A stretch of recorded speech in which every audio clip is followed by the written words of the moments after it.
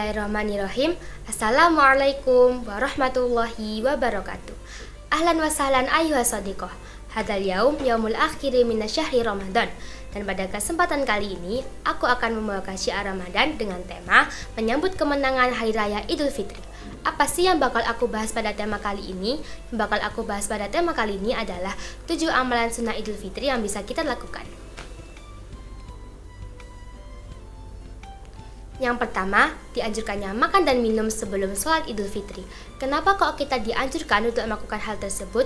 Karena sebagai tanda kita umat muslim telah melakukan kewajiban kita, yaitu berpuasa selama 30 hari atau 1 bulan penuh dengan tantangan menahan hawa nafsu, lapar dan dahaga dari haus.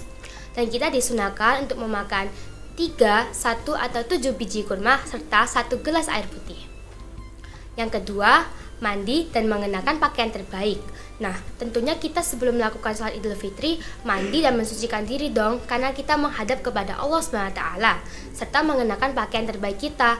Nah, Idul Fitri ini nggak selamanya kok tentang pakaian baru, aksesoris baru, atau hal-hal baru.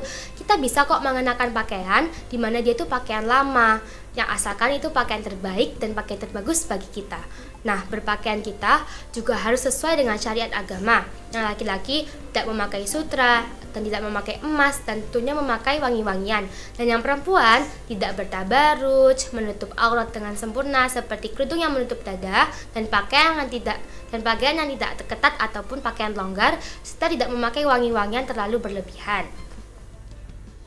Dan yang ketiga, yaitu bertakbir. Imam Syafi'i menganjurkan kepada kita semua untuk melakukan ibadah pada malam Hari Raya Idul Fitri, seperti membaca Al-Quran, sholat, berdoa, dan berzikir. Nah, bertakbir juga termasuk salah satu ibadah yang bisa kita lakukan pada malam Hari Raya Idul Fitri, sebagaimana disunahkannya sejak terbenamnya matahari pada tanggal 10 Zulhijjah sampai imam berkhutbah di Hari Raya Idul Fitri. Sebagaimana firman Allah, A'udzu billahi minasyaitonir rajim. Walitukmilul iddata walitukabbirullaha ala ma hadakum wa la'allakum tashkurun. Al-ayah Al-Baqarah. Yang artinya, dan hendaklah kamu mencukupkan bilangannya, dan hendaklah kamu mengagukan Allah atas petunjuknya yang diberikan kepadamu supaya kamu bersyukur. Yang keempat, yaitu berangkat lebih awal. Kenapa kok kita harus berangkat lebih awal? Kita harus mengusahakan berangkat lebih awal agar memperoleh soft deretan terdepan dan turut melantunkan takbir dengan jamaah lainnya. Lagian, soft terdepan itu juga mendapatkan pahala yang sangat besar. Yang kelima, menggunakan rute yang berbeda. Jadi, saat Hari Raya Idul Fitri maupun Idul Adha, kita harus berangkat dan pulang dengan rute yang berbeda, sebagaimana yang dilakukan Rasulullah pada zaman itu. Mengapa kok Rasulullah melakukan hal tersebut? Dengan maksud, Rasulullah memilih rute terpanjang agar setiap langkahnya menuju masjid mendapatkan pahala yang banyak, dan rute pulang terpendek agar cepat sampai ke rumah. Dan yang keenam, yaitu tidak ada sholat sunnah qobliyah maupun ba'diyah pada salat Hari Raya Idul Fitri maupun Idul Adha.